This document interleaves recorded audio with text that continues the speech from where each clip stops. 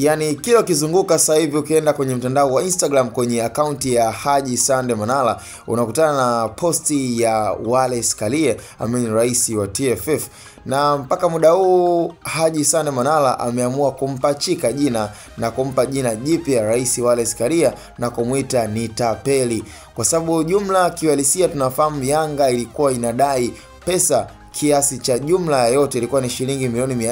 436, na katika matumizi ya usajili pamoja pia na kutafuta leseni ya wachezaji kwa walioweza kusajiliwa katika klabu ya Yanga ilikuwa ni shilingi milioni 210. Sasa pesa ambayo ikawa imebakia ni shilingi milioni 226, ambayo sasa hivi unaambiwa rais Wallace Karia yeye ndo aliyekamata mpunga na yeye ndo anayehusika na swala hilo. Ila kama unavyojua malipo ni hapa hapa. Yani kwa Haji Sande Manara anaamini kabisa kwamba yeye, tunafahamu kabisa kwamba kwa sasa hivi anahitaji kulipiza kisasi, na ndio maana yani kila ukiingia kwenye peji ya Haji Sande Manara unakutana na posti ambayo inamtaka rais ajiuzuru na aachie ngazi. Tena amezidi kumita tapeli bila ya kumuogopa, hata kama tunakumbuka kwamba huyu mwamba ndo aliyewahi kumfungia na walikuwa kwenye bifu zito kaji ya yani kwa Haji Sande Manara pamoja pia na Wallace Karia, kwamba ni bifu ambalo lilidumu kwa muda mrefu sana, na na imani kabisa kwamba mpaka leo hii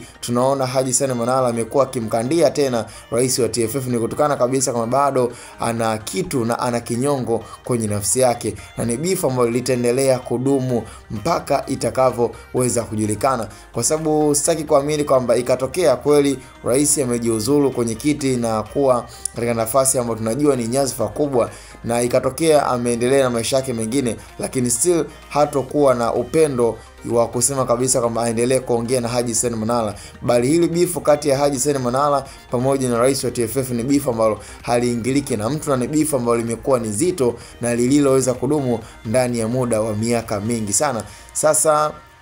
nirudishe kwako mpenzi msikilizaji, na nikupe pia nafasi ya kuweza kutoa ushauri kwamba unahisi ni wakati sahihi kweli wa rais wa TFF kuweza kujiuzuru ama sio wakati sahihi, na kama utahisi ni wakati sahihi na ni muda mwafaka kama alichoweza kukizungumza Haji Sande Manara ama anachoendelea kukipromote kwenye mitandao ya kijamii kuhusu rais wa TFF aweze kujiuzuru na kuachia ngazi, je, kiko sahihi ama hakiko sahihi? Kama kiko sahihi basi tukutane kwenye upande wa comment, na kama kiko sahihi basi pia tukutane kwenye upande wa comment. Lakini hii ni Hatuboy Media, cha msingi sasa kuweza kusubscribe, kulike na kucomment.